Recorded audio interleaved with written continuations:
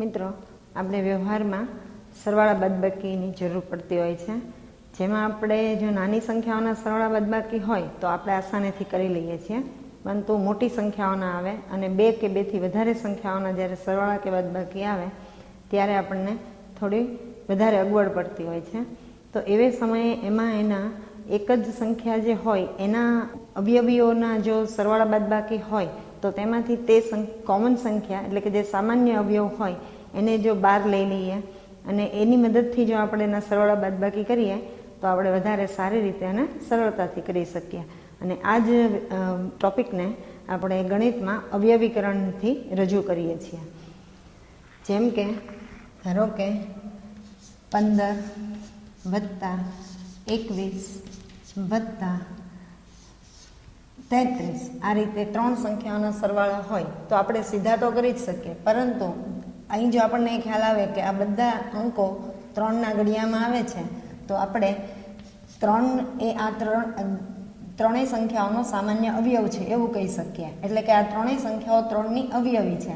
તો આપણે એને એની મદદથી કરીએ કે 3 ગુણ્યા 5 એટલે 15, 3 ગુણ્યા 7 એટલે 21 અને 3 ગુણ્યા 11 એટલે 33. તો આ દરેકમાંથી 3 એ સામાન્ય અવયવ બહાર સામાન્ય લઈ લઈએ અને બાકીની સંખ્યાઓના સરવાળા કરી દઈએ. સરવાળાનો સંબંધ હોય તો સરવાળા કરવાના, બાદબાકીનો સંબંધ હોય તો બાદબાકી કરવાની. એટલે કે અહીંયા 3, 7 ને 5 12, 12 ને 11 23. તો હવે અહીં 23 ગુણ્યા 3 કરી લેવાથી 3 તેરી 9, 3 દુ 6. તો આ પ્રમાણમાં આ રીતે સીધો સરવાળો કરવા કરતાં આ રીતે કરવું એ સહેલું પડતું હોય છે. અહીં આપણે હજુ પણ થોડી નાની સંખ્યાઓ લીધી છે, પણ ધારો કે મોટી સંખ્યાઓ હોય જેમ કે 72 વત્તા 36 હોય તો 9 અઠ્ઠા 72 અને 9 ચોક 36 થાય. તો 9 સામાન્ય અવયવ લઈ લઈએ અને બાકીની જે બે સંખ્યા છે એનો સરવાળો 8 વત્તા 4 12 થાય. તો 12 ગુણ્યા 9 સીધું કરવાથી આપણું કામ પ્રમાણમાં સરળતાથી થાય અને ઝડપથી થાય અને આ મૌખિક થઈ શકે. જે અહીંયા તમે આપણે આ સરવાળા કાગળ પેન ઉપર કરીએ છીએ, જ્યારે આની મદદથી આ મૌખિક કરવામાં ખૂબ સરળ પડે અને અવયવીકરણનો આ મુખ્ય હેતુ છે. 12 9 108. એ જ રીતે બાદબાકી, ધારો કે 144 માંથી 32 બાદ કરવા છે તો 16 9 44 અને 16 દુ 32. તો આ બંને આપણને પહેલાં એ ખ્યાલ હોય કે 16ના જ બંને અવયવીઓ છે તો 16 એ સામાન્ય અવયવ બહાર લઈ લઈએ, કૌંસમાં 9 ઓછા 2 એટલે કે 7. તો અહીં ગુણાકાર થતાં 16 સત્તા 112. તો આ રીતે પ્રમાણમાં ઝડપથી થાય છે. અહીં આપણે દસકા લેવાના હોય એવી જો સંખ્યાઓ હોય તો આ પદ્ધતિથી કરીએ ત્યારે દસકા લેવા પડતું નથી અને એમાં દસકાને કારણે મૌખિક કરીએ ત્યારે જે ભૂલ આવે એ અહીં દૂર થાય. બીજી કઈ રીતે ભણી શકાય, ધારો કે 35x ઘન y વર્ગ એક પદ આવું હોય તો 35 એ વિભાજ્ય સંખ્યા છે, એને એના બધા જ અવિભાજ્ય અવયવોમાં છૂટી પાડી દેવાની. એટલે કે 7 પંચા 35. એક્સની ઉપર 3 ઘાત એનો અર્થ એમ થાય કે એક્સનું પદ 3 વાર ગુણાયેલું છે, જે અહીંયા અત્યારે આપણે અજ્ઞાત પદ તરીકે છે, પણ આપણો જે દાખલો હોઈ શકે એમાં એ કોઈ સંખ્યા હોઈ શકે. એ જ રીતે વાય પણ કોઈ સંખ્યા હોય. અહીં વાયનો વર્ગ મતલબ કે વાય 2 વાર ગુણાયેલી છે. હવે જો 35x y વર્ગ ઓછા 45x ગુણ્યા y હોય તો આપણે 45xy ના પણ અવયવ મેળવીએ તો એ 5 9 45, જેમાં 5 તો અવિભાજ્ય હોવાથી 5ને એમને લખશો, પણ 5 9 9 એ વિભાજ્ય સંખ્યા છે તો એને એના અવિભાજ્ય અવયવમાં છૂટી પાડશો. એટલે કે 9 એ 3 ગુણ્યા 3 એને ગુણ્યા x ગુણ્યા y. અહીંયા જે રીતે સમજાયું એના પરથી તમને ખ્યાલ આવશે કે જેટલા કોમન અવયવો હોય એને બહાર લેવાના રહે. બંનેમાં 5 છે, 7 અહીંયા છે, 7 અહીંયા નથી, 3 અહીંયા છે, 3 અહીંયા નથી. એક્સનું પદ છે અને એક વખત વાયનું પદ છે. આમાં એક્સ વધારે વખત છે પણ અહીંયા નથી, આમાં વાય એક જ વખત છે, તો આમાંથી પણ એક જ વખત સામાન્ય આવી શકે. તો આ રીતે 5x વાય એ બંનેમાં ગુણાયેલા છે એટલે એ સામાન્ય અવયવ કહેવાશે. બાકીના બચેલા પદો અંદર ફરી લખવાના રહે. તો આમાંથી 7x 2 વાર હોવાથી એને x નો વર્ગ લખાશે અને y એટલે કે 7x વર્ગ y ઓછા 3 તેરી 9 અને x y કે 5 એ 12 છે માટે ફક્ત 9. આ જે રીતે ધારો કે અહીંયા સરવાળામાં કોઈ પદ હોય, ધારો કે 25x y વત્તા 35x વર્ગ y વર્ગ, તો પણ આ જ રીતે 25 એટલે 25 એટલે 5 ગુણ્યા 5 અને આમાં 7 ગુણ્યા 5 છે.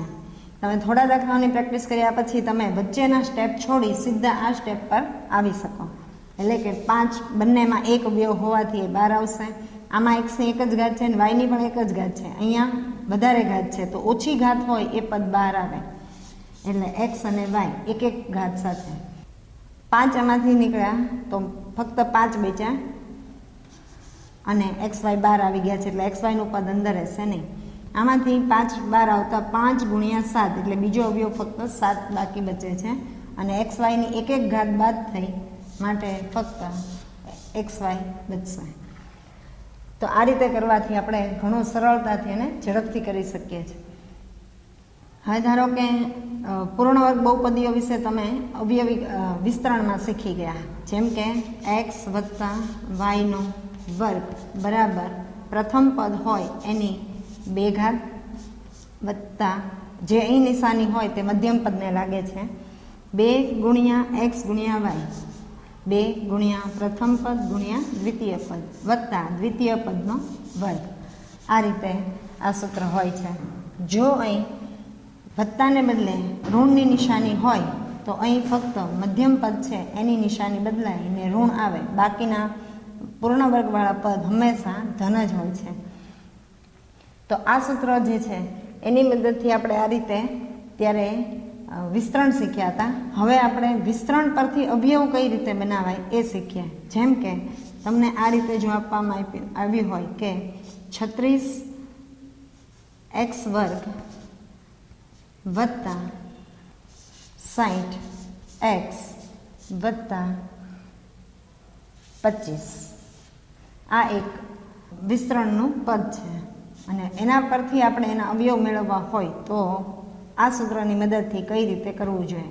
તો આપણને એ ખ્યાલ હોય છે કે પહેલું પદ હોય એ કોઈ પણ પૂર્ણ વર્ગ જ હશે. તો અહીં 36 એ 6 ગુણ્યા 6 છે માટે 6x ગુણ્યા 6x એટલે 6 36 અને x ગુણ્યા x થી x વર્ગ વત્તા મધ્યમ પદમાં હંમેશા ઉપરની ઘાતના 2 ગુણાયેલા હોય એટલે એ 2 એને ગુણ્યા આ જે પદ પહેલું હોય એનો જે વર્ગ થયેલો હોય એમાંથી વર્ગમૂળવાળું પદ અહીંયા મૂકવું પડે એટલે એ 6x. બાકી બચેલું પદ જે છે એ પાછળનું જે પદ છે એને વર્ગમૂળ અથવા એક કઈ સંખ્યા કે કયા પદનો વર્ગ છે એ મેળવ્યા પછી એને અહીંયા વચ્ચે ગુણી શકાય.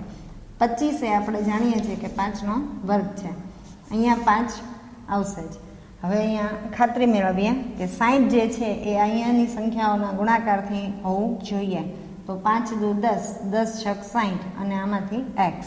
તો આ રીતે આપેલી બહુપદી આખી પૂર્ણ વર્ગ છે જ. કેટલીક વાર તમને ગૂંચવવા માટે એવા પણ પ્રશ્નો હોઈ શકે કે જેમાં અહીંયા પૂરેપૂરું પૂર્ણ વર્ગની આખી પદાવલી મુકાયેલી ન હોય. તો ધારો કે અહીંયા 2નો ગુણ્યા હોય, 6 પંચા અહીંયા 30 મૂક્યું હોય. તમારે સૌથી પહેલાં આ પ્રથમ અને અંતિમ પદ છે એ કોનો વર્ગ છે એ મેળવી લેવાનું અને વચ્ચેનું પદ છે આ રીતે ગોઠવીને ખાતરી કરવાની રહી. જો એ રીતે ન હોય તો તમારે આ આપેલી બહુપદી પૂર્ણ વર્ગ નથી. અહીં અને આપણે આ સૂત્રની મુજબ કે ફક્ત પ્રથમ પદ પછી વત્તા ઓછા મધ્યમાં જે નિશાની હોય એ અને અંતિમ પદ મૂકી અને એનો વર્ગની રીતે બતાવવાનું રહે. તો અહીં આપણી પાસે પ્રથમ પદ 6x છે અને દ્વિતીય પદ 5નો વર્ગ. આ રીતે આપણે મેળવી શકીએ. ધારો કે અહીં આ પદ અહીંયા ધન આપ્યું છે, માટે આપણું આ જે પદ છે એ ધન મળે છે. પણ જો અહીંયા ઋણ આપેલું હોય, જેમ કે 49 x વર્ગ y વર્ગ ઓછા 42 x y વત્તા 9, તો અહીં સૌ પહેલાં પ્રથમ પદ છે એ કોનો વર્ગ થયેલો છે એ મેળવીએ, એટલે કે એનું વર્ગમૂળ અહીંયા દર્શાવીએ. તો 49નું વર્ગમૂળ 7, x વર્ગનું વર્ગમૂળ ફક્ત x અને y વર્ગનું વર્ગમૂળ y, એના પર વર્ગ, વચ્ચે મધ્યમ પદ ઋણ. ઉપર ઘાતના 2 ગુણાયેલા હશે જ, તેથી નિયમ મુજબ 2 આવે છે.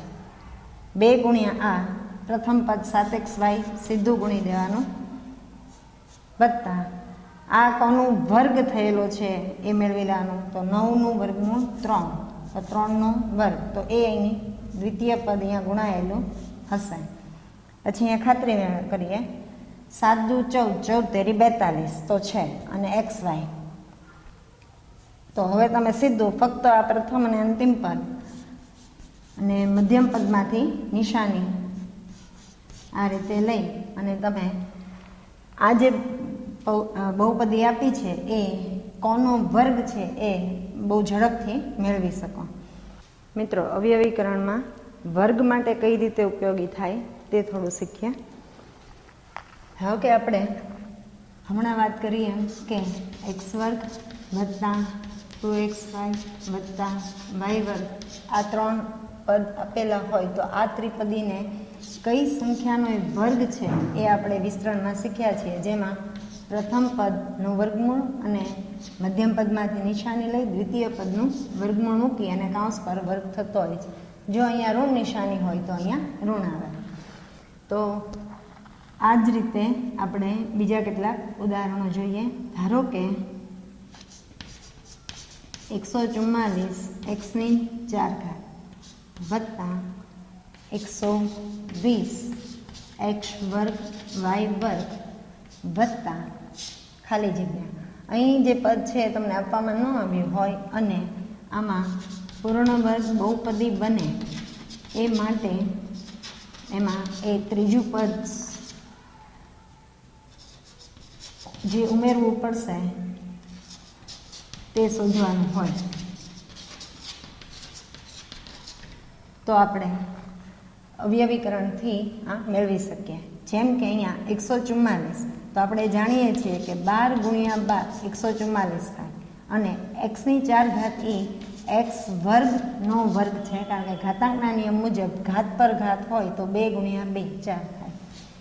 હવે ઉપર જે 2 ઘાત હોય છે એ વચ્ચે મધ્યમ પદમાં ગુણાયેલી હોય છે, માટે અહીં 2 ગુણ્યા પ્રથમ પદ છે એનું વર્ગમૂળ, તો 12ના વર્ગમાંથી 12, x વર્ગના વર્ગમાંથી x વર્ગ, અહીં આપણે આ y વર્ગ આપેલા જ છે તો એ અહીં ગુણાકારમાં હશે.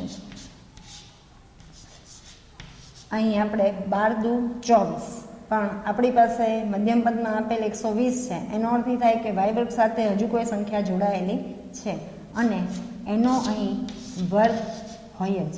તો અહીં y વર્ગનો વર્ગ ઉપરાંત 120 ભાગ્યા 24 કરવું પડે, અને જેનો જવાબ આપણને 5 મળે, કારણ કે 12 ગુણ્યા 10 120 થાય, અને 24 એ 12 દુ 24, 12 ભાગ્યા 12 1 અને 2 પંચા 10, તો માટે અહીં 5 હોવા જોઈએ. તેથી અહીં આ 5 હોય. આ 2 પદ તો આપણી પાસે તૈયાર છે જ.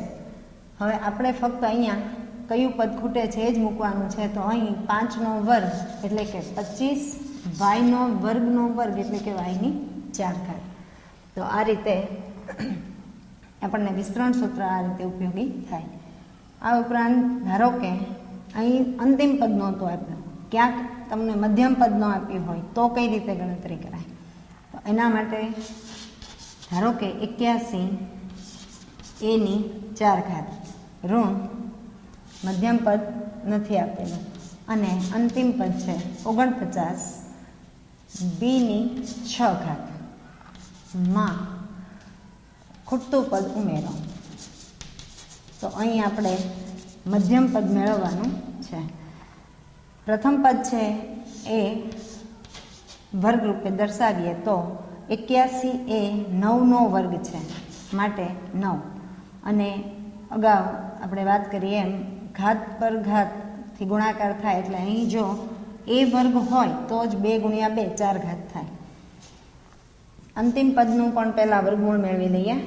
તો 49 એ 7, 49નું વર્ગમૂળ 7 છે. અને અહીં પણ ઉપર 2 ઘાત હોય ત્યારે 3 હોય તો જ 3 દુ 6 ઘાત થાય, માટે અહીં બીની 3 ઘાત હોય. હવે મધ્યમ પદમાં ઉપર ઘાતના 2 ગુણ્યા પ્રથમ પદનું વર્ગમૂળ 9 એનો વર્ગ અને દ્વિતીય પદનું વર્ગમૂળ 7 બીનો ઘન, એટલે કે 9 દુ 18, 18 ગુણ્યા 7, 7 અઠ્ઠું 56, 5 7 ને 5 12, 126 એ વર્ગ બી ઘન. તો આ રીતે આપણને મધ્યમ પદ પણ મળી શકાય.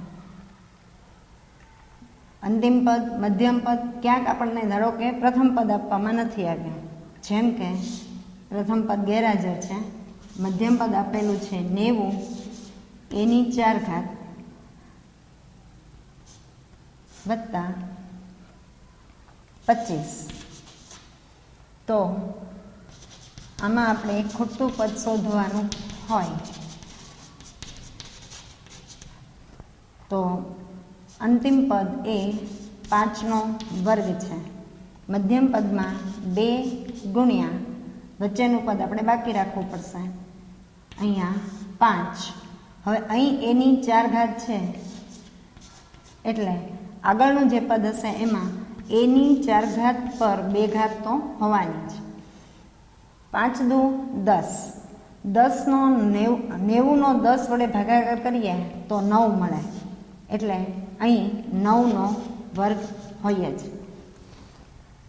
આપણે મેળવી જોયું કે 9 દાણ 90 અને એની 4 ઘાત છે, તો અહીં આપણે એની 4 ઘાતની 2 ઘાત. તો હવે આપણું પ્રથમ પદ પૂરેપૂરું આવી ગયું છે, માટે અહીં આપણે એનું સાદુરૂપ આપીને મૂકી દઈએ કે 81 એની 8 ઘાત. તો આ રીતે આપણે વિસ્તરણ સૂત્રોની મદદથી અવયવોમાં ઉપયોગી છે. મિત્રો, આપણે આગળ જે જોયું કે ત્રિપદીઓ જે આપેલી હતી એ કોઈ પણ બહુપદી હોય એનો વર્ગ હોય એવી જ હતી, પણ ક્યારેક કેટલીક ત્રિપદી એવી પણ આપેલી હોય કે જે 2 અલગ અલગ બહુપદી હોય એનો જ ગુણાકાર હોય. તો આપણે એનું કઈ રીતે અવયવીકરણ કરી શકીએ તે શીખીએ. જેમ કે આપણે એવું જાણીએ છીએ કે x વત્તા a ગુણ્યા x વત્તા b આપેલું હોય, તો આનો ગુણાકાર આપણે વિસ્તરણમાં શીખ્યા છીએ કે x ગુણ્યા આખું પદ અને પછી a ગુણ્યા આખું પદ, એટલે કે x ગુણ્યા x વત્તા b વત્તા a ગુણ્યા x વત્તા b. અને અહીં આ x વર્ગ xa x ગુણ્યા b વત્તા a ગુણ્યા xમાંથી x સામાન્ય આવે, વચ્ચેનું પદ એ વત્તા b સાથે x ગુણાયેલો હોય અને પાછળ b a ગુણ્યા b હોય. તો હવે આપણને આ બહુપદી આપી હોય અને એના ઉપરથી આ રીતે 2 અવયવો મેળવવાના હોય, તો એ કઈ રીતે હોય? ધારો કે x વર્ગ વત્તા 17x વત્તા 72 આ એક ત્રિપદી આપેલી છે, અને આના પરથી આપણે કયા 2 કૌંસનો ગુણાકાર છે અથવા કે કઈ 2 સંખ્યાનો ગુણાકાર છે એ મેળવવું છે. તો પ્રથમ તમારે સૌથી અંતિમ પદ જે છે, જો અહીંયા સંખ્યા જોડાયેલી હોય તો તમારે એને પણ ધ્યાનમાં લેવી પડે, પણ અહીંયા આગળ કંઈ સંખ્યા ગુણાયેલી નથી, એટલે ફક્ત તમારે 72ના 2 એવા અવયવો શોધવાના કે જેનો સરવાળો કરવાથી 17 મળતું હોય. જેમ કે 72 એટલે 9 × 8 72 અથવા 24 × 3 72 અથવા 12 × 6 72. તો આ બધા જ અવયવો વિશે તમારે વિચારવું પડે, જેમાં આપણે અહીંયા જોયું કે અહીંયા જે નિશાની હોય 72ની આગળ એ નિશાની એટલે કે એ સંબંધ વડે એટલે કે સરવાળાના સંબંધથી જ આ વચ્ચેનું જે પદ હોય એ મળતું હોય. તો તો અહીંયા આપણને ખ્યાલ છે કે 24 વત્તા 3 કરવાથી 17 નથી મળતા, 12 વત્તા 6 કરવાથી પણ 17 નથી મળતા. હજુ આમાં એક અવયવ બગડો છે, પણ 2 વડે અહીંયા કરશો તો અહીંયા 12 તેરી 36 થાય. તો આ બે સંખ્યાના સરવાળાથી પણ 17 નથી મળતા. એટલે આ રીતે 72ના બધા જ અવયવો. હજુ એક અવયવ 72 એકા 72 પણ ધ્યાનમાં તો લેવો જ પડે, કારણ કે એનો અવયવ તો છે જ, પણ અહીંયા પણ આ બેના સરવાળાથી આ નથી મળતો. તો 9 અને 8 એ બે નાની સંખ્યા એવી છે કે જેનો સરવાળો 9 વત્તા 1 10 અને વત્તા 7 એટલે 17. તો અહીં તમારે વચ્ચેનું જે પદ છે પહેલું અને છેલ્લું પદ એમને રહેશે. વચ્ચેનું પદ છે એને x આ બંને સંખ્યાઓને ગુણી અને અહીંયા છૂટું પાડવાનું રહે, એટલે એ 9x વત્તા 8x. આપણે જાણીએ છીએ એમ કે સરવાળામાં ક્રમનો નિયમ જળવાય છે. તમે પહેલાં 8x લખો અને પછી 9x લખો તો પણ તમારું અંતિમ પરિણામ કંઈ બદલાશે નહીં. હવે અહીં પહેલાં બે પદ છે એની જોડી બનાવો, એટલે કે x² વત્તા 9xમાંથી જે કંઈ સામાન્ય નીકળે એ બહાર મેળવો, અને બાકીના બે પદ છે એનું જોડી બનાવો અને એમાંથી જે સામાન્ય મળતું હોય એ સંખ્યાને બહાર લેવો, એટલે કે કોમન મેળવો. અહીં આપણે આ x² x ગુણ્યા x અને આમાં એક વખત x છે, માટે આમાંથી એક વખત x કાંસની બહાર સામાન્ય આવે, એક x અહીંયા વધશે અને 9 વધશે. એ જ રીતે અહીંયા આપણે 72ની જગ્યાએ 8 ગુણ્યા 9 લખવાના. તો બંનેમાં 8 આમાં અને એમાં એ બંનેમાં હોવાથી 8 એ સામાન્ય અવયવ થયો કહેવાય, એ બહાર આવે. અહીંયાથી x બચશે અને અંદર આમાં ખાલી 9 બચશે. હવે આને આખું બે પદ ગણવાના. આ એક સંખ્યા ગુણ્યા છે બીજું પદ છે, અહીંયા પણ આ એક સંખ્યા ગુણ્યા સંખ્યા છે. તો આમાં આ બંનેમાં આ સંખ્યા એ કોમન છે, સામાન્ય છે, એટલે એ બહાર આવશે અને બાકી બચ્યું એ બીજા કૌંસમાં લખવાનું રહે છે. એટલે આ રીતે આપણને જે ત્રિપદી કોઈ પણ 3 પદ સરવાળામાં આપ્યા હતા એને આપણે એ કઈ બે સંખ્યાનો ગુણાકાર છે એ મેળવી શક્યા. હજુ ધારો કે અહીંયા આ x² ઓછા 17x વત્તા 72 આ રીતે આપેલું હોય, તો ફરી આપણે આ 72ના બધા અવયવ તો છે જ, 72ની આગળ અહીંયા વત્તા આપ્યા છે, એનો અર્થ એ થાય કે કોઈ પણ બે સંખ્યાના સરવાળાથી જ 17 આવે છે. તો આપણે મોટે ભાગે પહેલાં ધન સંખ્યાનો જ વિચાર કરીએ કે 9 વત્તા 8 કરવાથી વત્તા 17 થાય, પણ આપણે પૂર્ણ વર્ગ સંખ્યામાં શીખ્યા છીએ કે ઓછા 9 વત્તા ઓછા 8 બંનેમાં ઋણ હોય તો ઓછે ઓછે થાય વત્તાનું, એટલે કે સરવાળાની ક્રિયા થાય અને બંનેમાંથી જે મોટી સંખ્યા હોય એની નિશાની લાગે, એટલે કે અહીંયા આપણને ઓછા 17 મળે. એટલે અહીં આપણે પહેલું પદ x² અંતિમ પદ 72 એમને એમ લખવાના રહે અને 17x ને ઓછા 9x ઓછા 8xમાં છૂટા પાડવાના રહે, ઓછા 9x ઓછા 8x. આ બાંધી પણ અહીંયા આપણે જાણીએ છીએ એમ x સામાન્ય આવે એટલે x ઓછા 9 બચશે. અહીંયા પણ 8 ગુણ્યા 9, તો બંનેમાં 8 ગુણાયેલો છે માટે 12 આવે. તો અહીં જો આપણે હું ફક્ત 8 બહાર લઉં તો એનો અર્થ એવો થાય કે મેં ધન 8 લીધા છે, પણ અહીં પહેલું પદ ઋણ ફરજિયાત લેવું પડશે, કારણ કે અહીંયા આપણે બંને વર્ગ કાઉન્સ જે છે એ સમાન આવવા પડે. એટલા માટે જો અહીંયા હું ઋણ નિશાની ન લઉં તો અહીંયા મારે ઋણ x બચે, પણ આપણી પાસે અહીંયા પહેલું પદ ધન x છે, એવું થવા માટે અહીંયા ઋણ નિશાની સામાન્ય લેવાની. અહીંયા એવો અર્થ થાય કે ઓછે ઓછે વધતા થયેલા છે, એના કારણે એકવાર ઓછાની નિશાની બહાર આવી, એકવાર ઓછાની નિશાની અંદર રહેશે, એટલે x ઓછા 9 મળે. હવે આ કૌંસ જે બંનેમાં સમાન છે એ સામાન્ય આવ્યો કહેવાય, બાકીના પદ એકવાર હોવાથી બીજા પદમાં વધે. હવે ધારો કે આ જ બહુપદી એ રીતે આપી હોય કે x² વત્તા x, પણ 72ની આગળની નિશાની ઋણ હોય, તો હવે એવો અર્થ થાય કે આપણે 72ના બે અવયવ એવા લેવાના છે કે જેની બાદબાકી કરવાથી આપણને x સાથે ગુણાયેલી સંખ્યા મળે. અહીંયા x સાથે કંઈ ગુણાયેલું નથી, એનો અર્થ કે અહીંયા 1 છે, એટલે કે આપણે 72ના કોઈ બે એવા અવયવ પસંદ કરવાના કે જેની બાદબાકી કરતાં 1 મળે. અહીંયા આપણે 9માંથી 8 બાદ કરીએ તો જ 1 મળે છે, એટલે અહીં આપણે x² અંતિમ પદ ઋણ 72 એમને મધ્યમ પદ જે છે તેને વત્તા 9 ઓછા 8, કારણ કે તો જ આપણને વત્તા 9માંથી ઓછા 8 બાદ થતાં મોટી રકમ 9ની નિશાની 1 મળે. 9 ઓછા 8 કરીએ તો જ વત્તા 1 મળે. જો 8 ઓછા 9 કરીએ તો ઋણ 1 મળે. એટલે આપણે અહીં તમારે મધ્યમ પદમાં છૂટા પાડતી વખતે ખાસ ધ્યાન રાખવું પડશે કે નિશાની ધન અને ઋણની કોને આપવી પડે. જો એમાં ભૂલ થશે તો તમારે અહીંયા છેલ્લે જે અવયવ મળે એમાં ભૂલ આવે. આ બંનેમાંથી x સામાન્ય એટલે x વત્તા 9 બનશે. બંનેમાંથી 8 સામાન્ય અને બંને ઋણ હોવાથી ઋણ નિશાની સામાન્ય આવે તો જ અંદરના બંને પદ ધન બને. એટલે આ રીતે x વત્તા 9 અને x ઓછા 8 આ બે પદ મળે.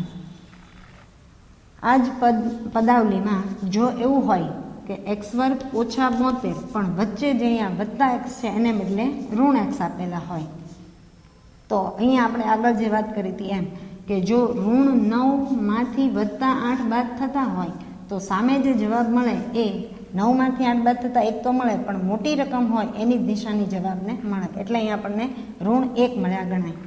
અહીં આપણે x વર્ગ ઓછા 9 સાથે x ગુણી દેવાના અને વત્તા 8 સાથે x, કારણ કે તો જ વચ્ચે ઓછા x મળે. બાકીનું પદ એમને એમ લખી પ્રથમ બે પદમાંથી x સામાન્ય નીકળતા x ઓછા 9 બચશે અને આમાંથી વત્તા 8 લેતા x ઓછા 9 બચે.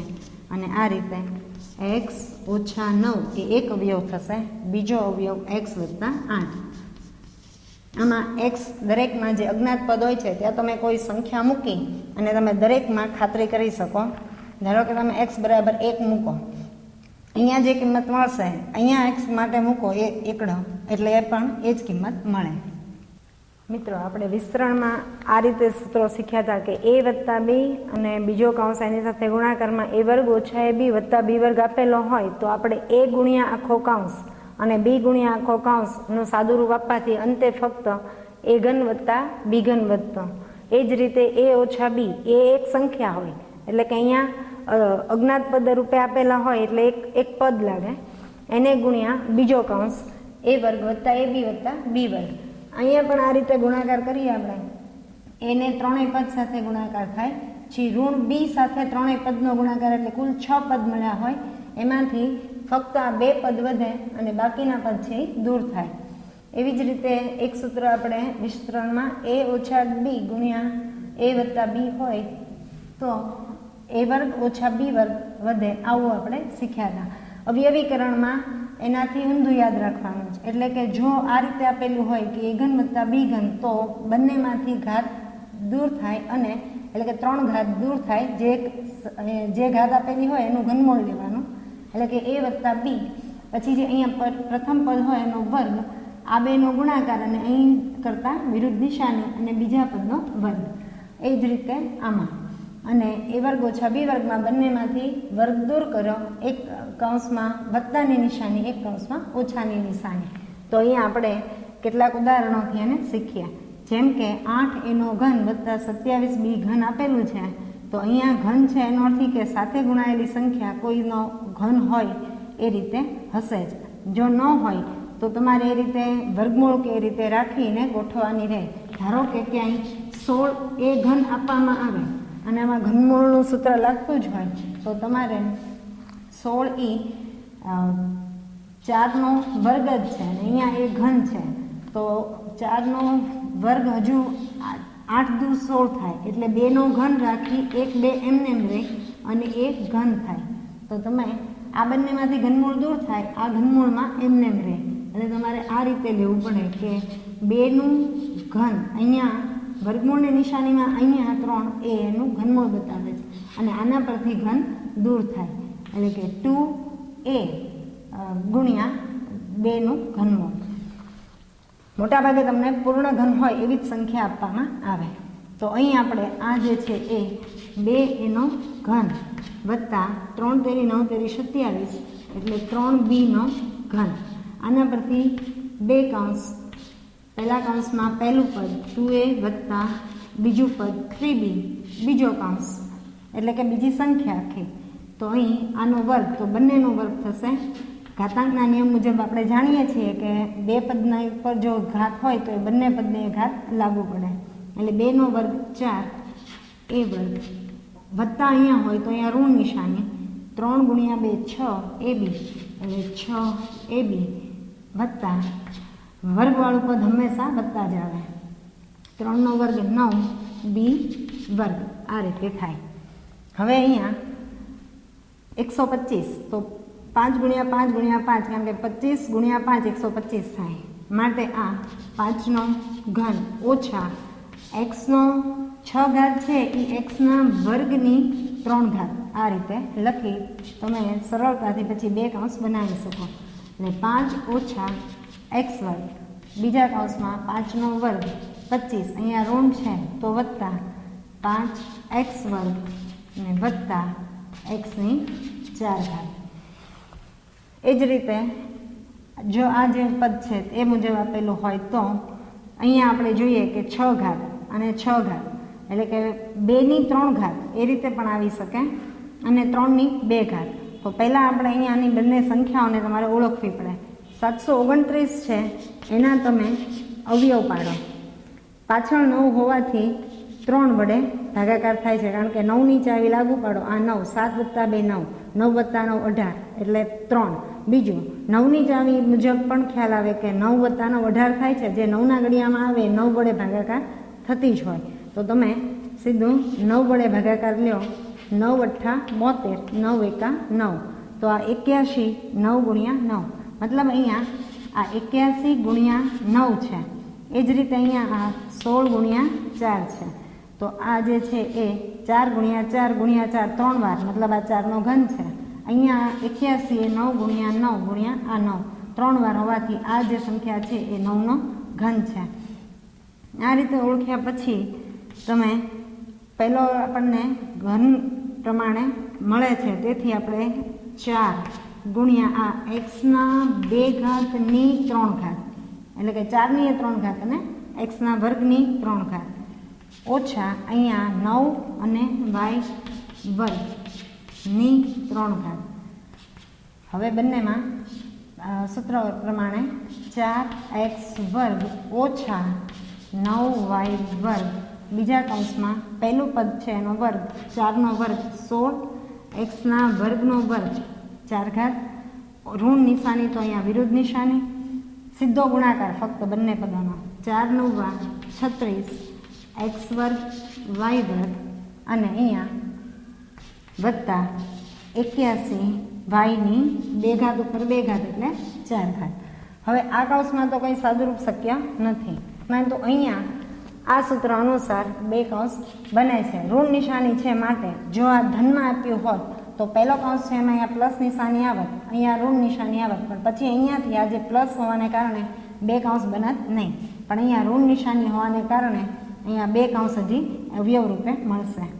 આ જે છે એ 2નો વર્ગ છે માટે અહીંયા વર્ગ દૂર કરતાં 2x ઓછા 3y બીજા કૌંસમાં 2x વત્તા 3y અને આ કૌંસ એમને 16x વર્ગ વત્તા 36x વર્ગ y વર્ગ વત્તા 81 yની 4 ઘાત. આ દરેક દાખલામાં તમારે બંને બાજુ સમાન પરિણામ મળે છે કે કેમ એની જો ખાતરી લેવી હોય તો તમે અહીંયા કોઈ સંખ્યા ધારી શકો. ધારો કે આમાં x બરાબર 2 ધારી લો અને અહીંયા y બરાબર 1 ધારી લો અને બંને તરફ તમે એ રીતે કિંમતો મૂકો.